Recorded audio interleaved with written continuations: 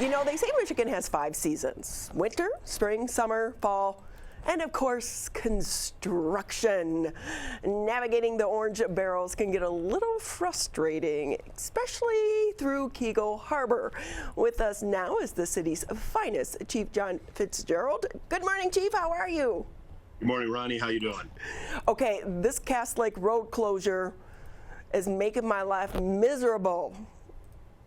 It's making life miserable for a lot of people, but hopefully it's going to be over with soon.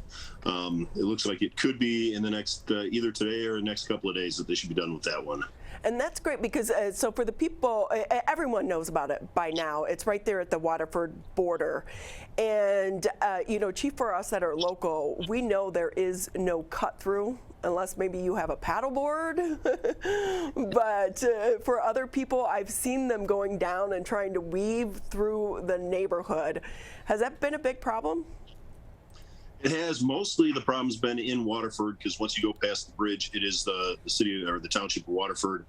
But any place from the time you turn onto Cass Lake Road from Orchard Lake Road until you get to the road closed in Waterford, just before you get to Cass Elizabeth Road, there is no place that will go around it. Once you turn on to Cass Lake Road, it's either into subdivisions with no outlet, or they just turn you back around.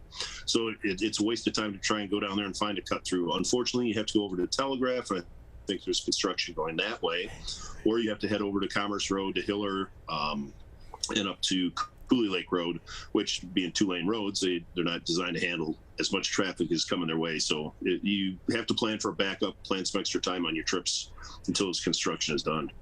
So, Chief, my dog likes to go to Dodge Park every morning, and to take her, you have to go all the way around, and it's like you said, every other road is under construction getting there. She's a little frustrated with me because I'm like, I'm not taking you to the park. It's like a good extra 20 minutes. And that would be a long walk to get over there too. So, yeah, no, it's plan some extra time is all we can say, and be patient, and remember, if you would you want anybody cutting through your, a bunch of cars cutting through your neighborhood with the kids, school, that kind of stuff? Just follow the detours and use the main streets, please. And like I said, there's no sense in trying it here because there is no way to get through any of the side streets. So, but all the businesses, they're still open, right? Yeah, all the businesses, access to everybody's homes that are back there. If you have a friend you're coming to visit, all access is there. So don't cancel anything, especially for one of the businesses. They're 100% open and able to be gotten to. That's great news. And you said this is going to be wrapping up in the next day or two? I just got back from a short trip out of town, and this morning I checked on it and was told that it could be as soon as today if all the testing is done and taken care of. Otherwise, plan for sometime in the next day or two. We're going to post it on our Facebook page, Keego Harbor Police Department Facebook page. When we find out that it's back open, we'll let everybody know so that they can start using their old route again. That's awesome. Hey, Chief, while we have you here, I know I'm kind of jumping ahead of myself here, but they say it's going to be, what, in the 80s the next few days? Anything you want to touch on about the big old summer boating season before people actually get out on the water and it gets as crazy as it was last year? Well, first of all, make sure the plug is in the bottom of your boat so when you put it out on the lake, you don't start sinking. That's one thing. But other than that, remember that when you get out on the lakes, that on Cass Lake, there's a 50-mile-an-hour speed limit, 50 miles per hour. That is enforced. They will have the DNR has officers out there. Oakland County Sheriff's Office has officers out there. The Keego Harbor Police Department has officers out there. All depends on the day and the times, but we're trying to keep it safe for all the people trying to recreationally use the lake. Also, remember, there's no wake within 100 feet of docks, of swimmers, of boats that happen to be anchored and within the shoreline. So don't go buzzing by anybody that's in the water, parked or stopped or swimming. It's 100-foot no wake zone around those, and that's another ticketable offense. Also worry about the drinking and boating.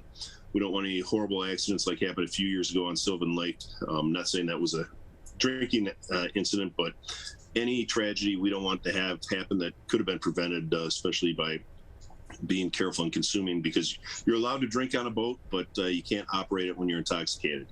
Also remember your loud music, some politeness towards your neighbors.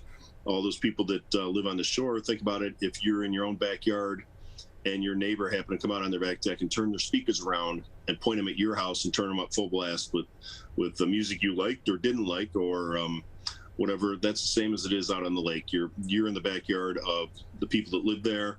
Try and keep your music down. That is another ticketable offense, and we don't want to go into all this enforcement. We'd rather have everyone be polite and neighborly with each other. Yeah. Also, be kind, right? Just be kind. Be kind. Another one is trespassing. I know we have a lot of people coming to town to meet people that have boats on the lake. You can't cut through someone's yard just to go out there and walk out to somebody's boat because, we have the nice shallows there. There are a couple of parking places that people could find and they can park their car at, but there's no parking on any streets in Keego Harbor, so you can't pull up in front of somebody's house on the street closest to the lake and then cut through the yard. That's trespassing. And your car will get a ticket also if you leave it there.